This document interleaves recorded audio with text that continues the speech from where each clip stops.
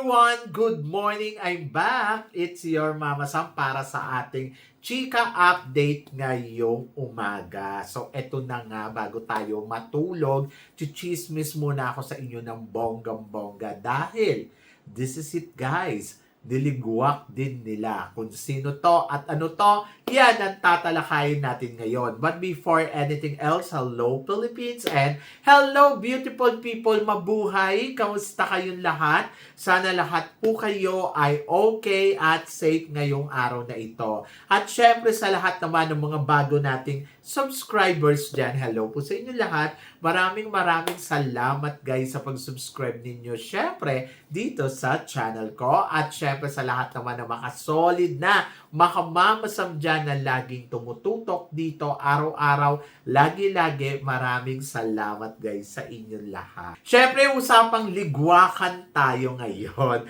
Ito nga, nung nakaraang araw, naglabas ang Puerto Rico page dito sa social media para sa kanilang first prediction at nilabas nga nila dito ang kanilang number 1 ay si Miss Puerto Rico.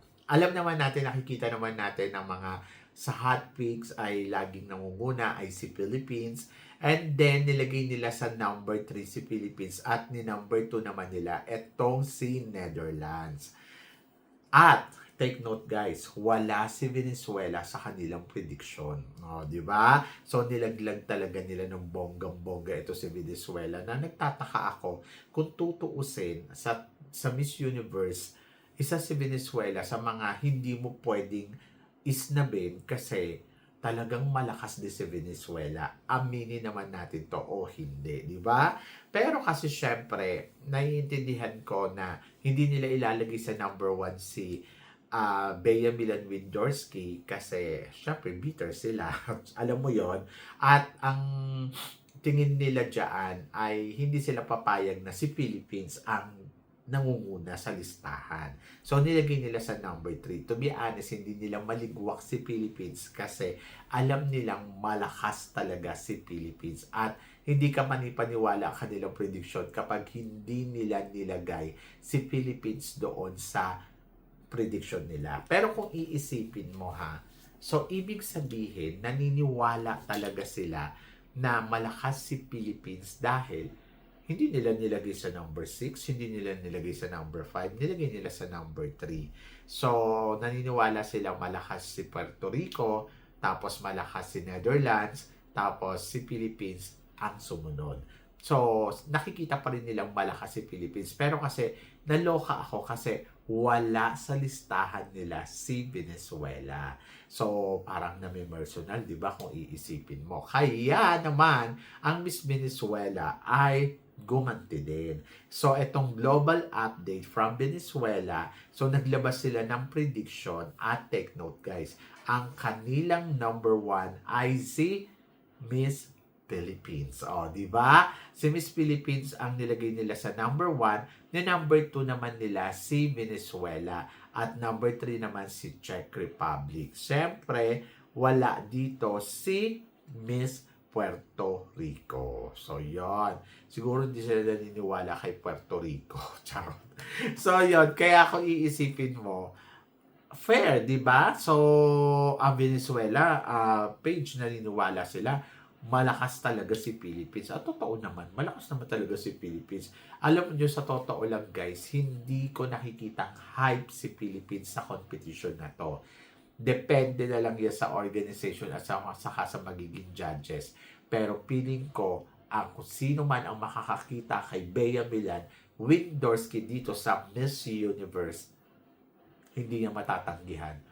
Maniniwala siya sa beauty ni Bea. Kaya nga hinahanda ngayon si Bea, di ba, sa competition kasi alam nila na malaki ang expectation nila sa ating pambato. At naghihintay din naman ako na magiging transformation pa ni Bea Milan dito sa competition ng Miss Universe. Di ba? So, yun yung abangan natin. At eto nga, sabing ganon, sa Asia daw, ang malakas daw na kandidata ay si Philippines at saka si Myanmar. Agree ka ba? Tapos sa Latin America naman ay si Venezuela at saka si Puerto Rico. Actually, syempre, may iba pang mga kandidata na darating dito sa competition na to. Andiyan pa si Thailand, Indonesia, Vietnam. Hindi pa natin nakikita kung sino yung mga kandidata na mananalo dyan sa mga kanilang national pageant. But for now, okay, malakas nga si Myanmar sa Asia kasi wala pa namang ibang Asian na beauty queen from Miss Universe. So, I think hindi yan magiging ganong kalakas dahil hype lang. Kumbaga parang gumagawa lang ng ingay itong si Myanmar. Ang feeling ko, abangan ninyo si Thailand, o, di ba? So, yon. So, Puerto Rico over Venezuela, I think malakas si Venezuela pagdating sa Latin America. Mas naniniwala ako na si Venezuela ang isa sa mga pinakamatinding magiging kalaban ng Pilipinas dito sa Miss Universe. Kasi sa Asia kasi, parang feeling ko ang malakas na kandidata ay si Bea Milan-Windorski from the Philippines.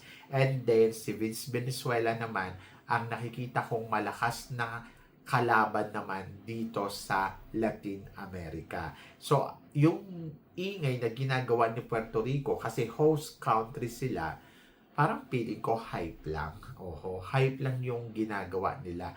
May laban si Puerto Rico in fairness. Pero marami pang kandidata na magdadatingan. Marami pang kandidata na pwedeng kumabog. So, ang akin, hindi ako naniniwalang si Puerto Rico ang mananalong Miss Universe. Mas pinaniniwalaan ko na pwede pong mag-last two standing sa competition na to ang pambato ng Pilipinas na si Bea Milan-Windorski at saka nga itong si Miss Venezuela na si Clara Vega. So parang sa akin para sa akin lang. Kumbaga, mas naniniwala ako na mas malakas ang laban ni Clara Vega more than dito kay Miss Jennifer Barreto. So, ang tingin ko, inaano lang nila, pinupush lang talaga nila na, yes, is strong, but not to the point na parang kapanapanalo si Puerto Rico, Hindi ko siya nakikita na basta naniniwala pa nga ako na may laban pa yung Venezuela sa kanya. So, yon. Pagdating naman sa Europe, syempre nandiyan na si Netherlands at saka si Czech Republic.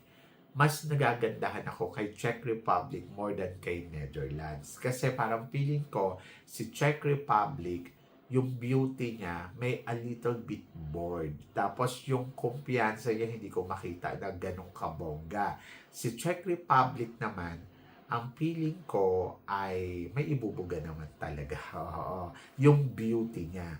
Pero hindi ko pa nakikita kasi yung galawan niya Kaya pa mamaya doon siya mabenga ni Netherlands. Pero sa kanilang dalawa, parang feeling ko si Czech Republic at saka si Netherlands maaaring mag-top 5 si Netherlands, si Czech Republic, tapos si Netherlands baka maging top 30 or top 15, mga tipong ganun. Hindi ko talaga nakikita na si Netherlands ay magiging tinik sa mga kandidata dito na lalahok sa Miss Universe ngayong taon na to. Mas nakikita ko yung chance na I think mas nakakatakot pa si Czech Republic more than dito kay Netherlands. Ayan. So ako, pagdating sa Asia, wala pa naman tayo talagang matinding katapat. Kumbaga parang talagang si Miss Philippines pa lang din ang nakikita ko na malakas na kandidata talaga sa lahat ng pambato ng Asia. Kasi wala pa ka namang pang dumarating, di ba? Pero pagdating naman dito sa Venezuela, ang isa sa mga malakas sa Amerika. Sa Africa, wala pa tayo nakikita kasi wala pa naman talaga silang kandidata na alam mo yung dumarating. So overall, possible talaga na mas mag-last two standing sa competition na to si Venezuela na si Clara Vega at saka etong si Bea Milan-Windorski. Sila yung mas nakikita ko yung chance na mag-last two standing.